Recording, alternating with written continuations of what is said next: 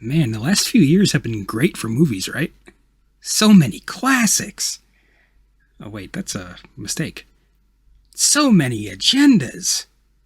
That's more like it.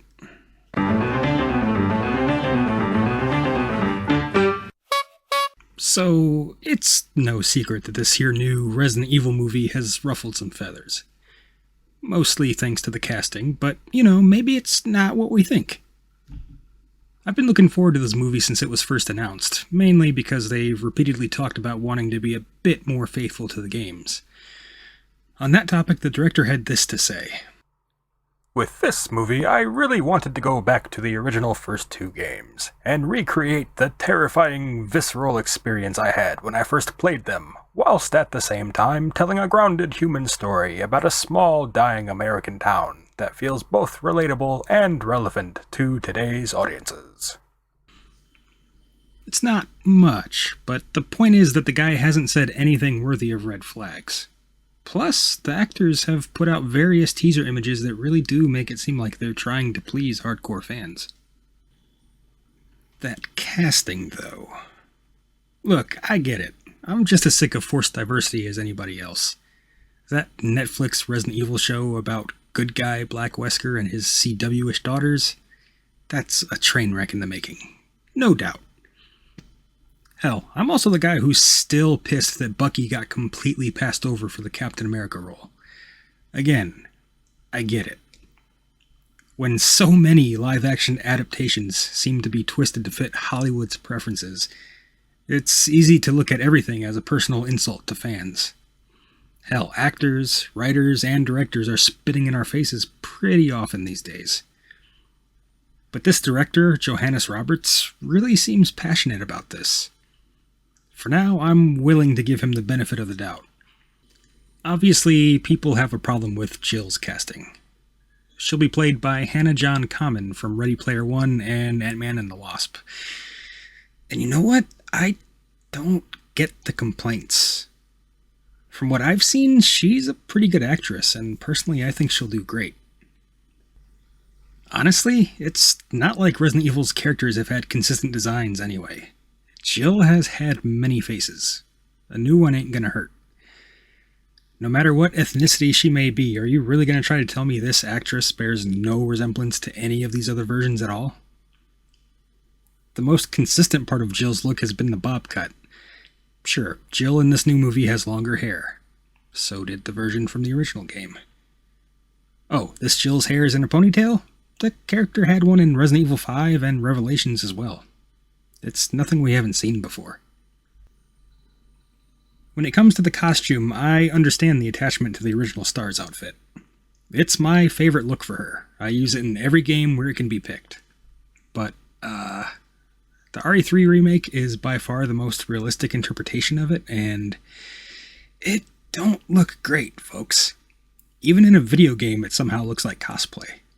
Like, why exactly was Jill so concerned with protecting her shoulders and nothing else? This new movie seems to have her wearing the same type of vest as her comrades. That's a wise choice in my opinion. Plus, the clothes don't make a character.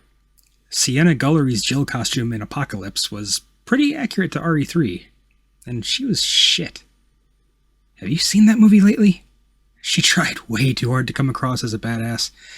She might be the best thing in that movie, but that's not a high bar.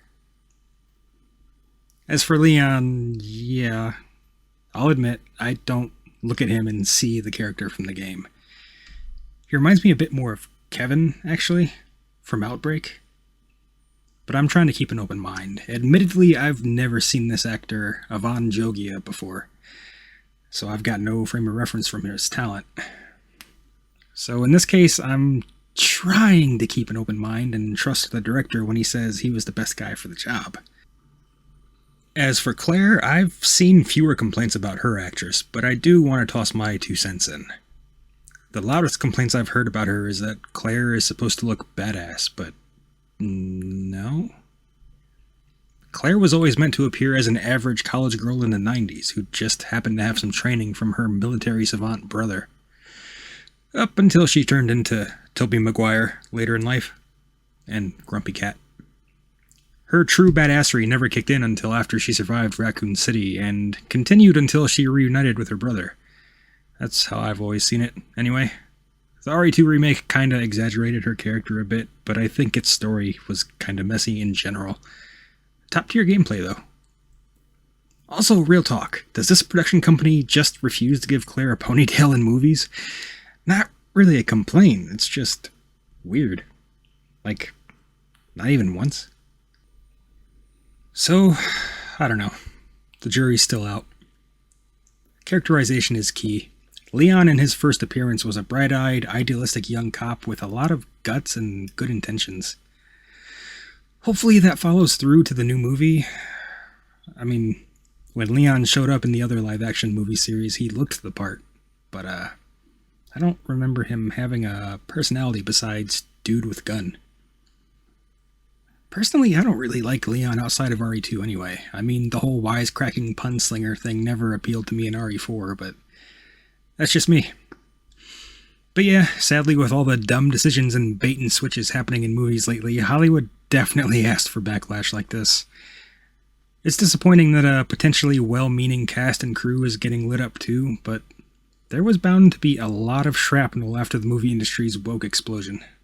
There's also concerns about the movie's general quality, just thanks to these promo images. Admittedly, they do look cheap, but to my knowledge, we don't know if they're screenshots from the final cut of the movie or photos taken on set. That's what matters, and unfortunately, we may not know until a trailer is dropped. Thanks for watching, everybody. Like and subscribe, or not. That's cool. I'm baffled. Have a good night.